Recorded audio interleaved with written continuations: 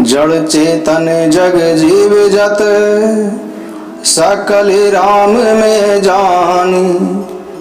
बंदऊ सबके पद कमल सदा जोरी जुग पानी। सियावर रामचंद्र भगवान की जय। श्री हनुमान जी महाराज की जय। श्री व्यासदेव भगवान की जय। श्री गुरुदेव भगवान की जय। श्री उमापति महादेव जी की जय। सरस्वती मैया की जय। गंगा मैया की जय। यमुना मैया की जय। नर्मदा मैया की जय। शरयू मैया की जय। श्री वृंदावन बिहारी लाल की जय। सब संतन की जय, सब भक्तन की जय। जय जय श्री सीताराम, जय जय श्री घनश्याम। श्री नारद जी का चरित्र।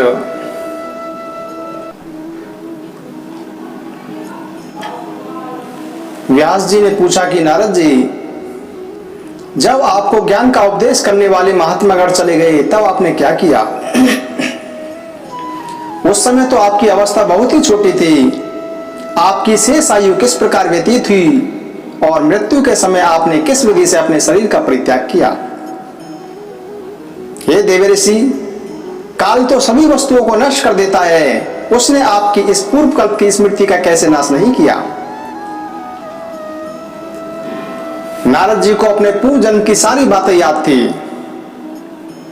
इसके विषय में व्यास जी नारद जी से पूछते हैं कि आपकी स्मृति कैसे नाश कैसे नहीं हुआ?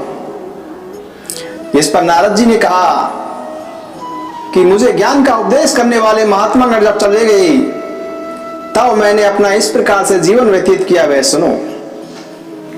यद्यपि उस समय मेरी अवस्था बहुत छोटी थी, मैं अपनी माता का इकलौता लड़का था।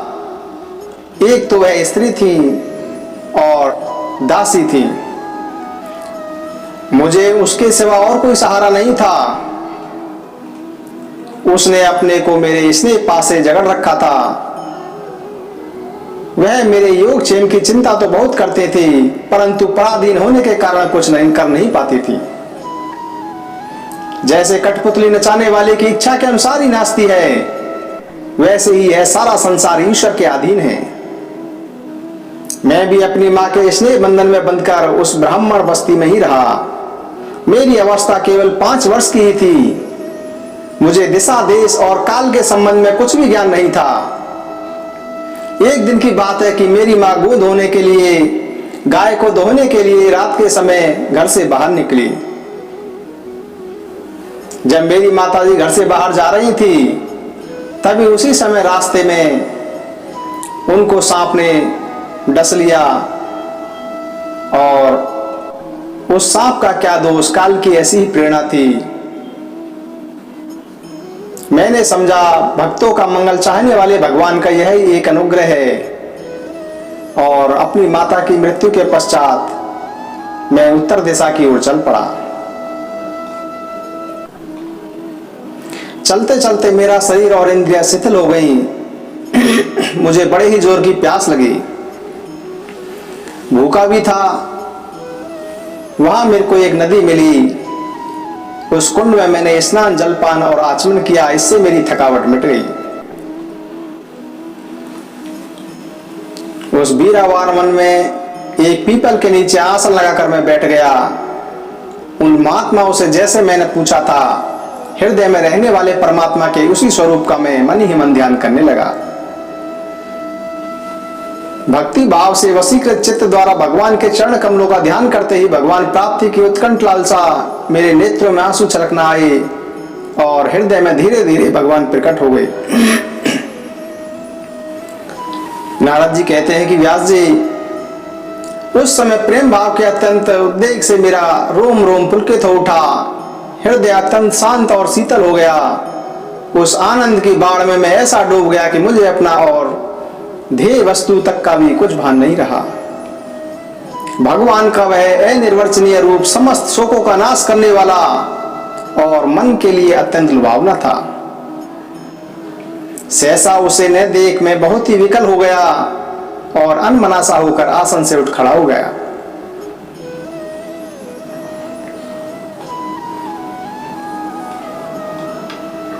खेद है कि इस जन्म में तुम मेरा दर्शन नहीं कर पाओगे। जब मैं आसन से उठकर अनमनासा खड़ा हो गया तो मैंने उस स्वरूप का दर्शन फिर करना चाहा, किंतु मन को हृदय में समाहित करके बार बार दर्शन की चेष्टा करने पर भी मैं उसे नहीं देख सका। मैं अतृप्त के समान आतुर हो उठा। इस प्रकार निर्जन मन में मुझे प्रयत्न करते देख स्वयं भगवान ने, जो वाणी के विषय नहीं है, बड़ी गंभीर और मधुर वाणी से मेरे शोक को शांत करने के लिए मेरे से कहा कि खेद है कि इस जन्म में तू मेरा दर्शन नहीं कर पाएगा। जिनकी वासनाएं पूर्णतया शांत नहीं हो गई हैं, उन अधकचरे योगियों को मेरा दर्शन अत्यंत दुर्लभ है। भगवान कहने लगे कि हे निष्पाप बालक, तुम्हारे हृदय में मुझे प्राप्त करने की लालसा जागृत करने के लिए ही मैंने एक बार तुम्हें अपने रूप की झलक दिखाई है। मुझे प्राप्त करने की आकांक्षा से युक्त साधक धीरे धीरे हृदय की वह संपूर्ण वासनाओं का भली भांति त्याग कर देता है। अल्पकालीन संत सेवा से ही तुम्हारी चित्तवृत्ति मुझ में स्थिर हो गई है। अब तुम इस प्राकृत मलिन शरीर को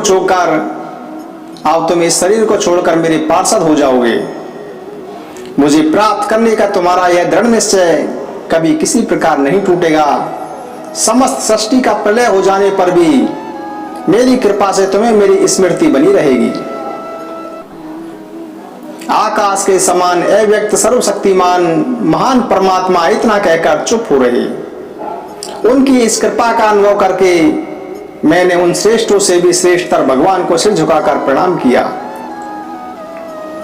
तभी से मैं लज्जा और संकोच छोड़कर भगवान के अत्यंत रहस्यमय और मंगलमय मधुर नामों और लीलाओं का कीर्तन और स्मरण करने लगा। हरे राम राम राम हरे हरे, हरे राम राम राम हरे हरे, हरे कृष्ण कृष्ण कृष्ण हरे हरे। इस प्रकार मैं मधुर नामों का कीर्तन करते हुए पृथ्वी पर विचरण करने लगा। व्यास जी, इस प्रकार भगवान की कृपा से मेरा हृदय शुद्ध हो गया, मेरी आसक्ति मिट गई और मैं श्री कृष्ण परायण हो गया। कुछ समय बाद जैसे एकाएक बिजली कौन जाती है, वैसे ही अपने समय पर मेरी मृत्यु आ गई। मुझे शुद्ध भगवत पार्षद शरीर प्राप्त होने का अवसर आने पर प्रारब्ध कर्म समाप्त हो जाने के कारण पंच भौतिक शरीर नष्ट हो गया। कल्प के अंत में जिस समय भगवान नारायण प्रलयकालीन समुद्र में जल में शयन करते हैं, उस समय उनके हृदय में शयन करने की इच्छा से इस सारी सृष्टि को समेटकर ब्रह्मा जी जब प्रवेश करने लगे, तब उनके श्वास के साथ मैं भी उनके हृदय में प्रवेश कर गया। 1 सहस्त्र चतुर्युगी बीत जाने पर जब ब्रह्मा जागे और उन्होंने सृष्टि करने की इच्छा की, तब उनकी इंद्रियों से मरीचि आदि ऋषियों के साथ मैं भी प्रकट हो गया। तभी से मैं भगवान की कृपा से वैकुंठ आदि में और तीनों लोकों में बाहर और भीतर बिना रोक टोक विचरण करता हूं। मेरे जीवन का व्रत भगवत जन अखंड रूप से चलता रहता है। भगवान की दी हुई इस स्वर ब्रह्मा से विभूषित वाणी से और इस वीणा पर तान छेड़कर मैं भगवान की लीलाओं का गान करता हुआ सारे संसार में विचरता हूं। नारद जी कहते हैं कि जब मैं उनकी लीलाओं का गान करने लगता हूं, तब वे प्रभु जिनके चरण कमल समस्त तीर्थों के उद्गम स्थान हैं और जिनका यशोगान मुझे बहुत ही प्रिय लगता है, बुलाए हुए की भांति तुरंत ही मेरे हृदय में आकर दर्शन दे देते हैं।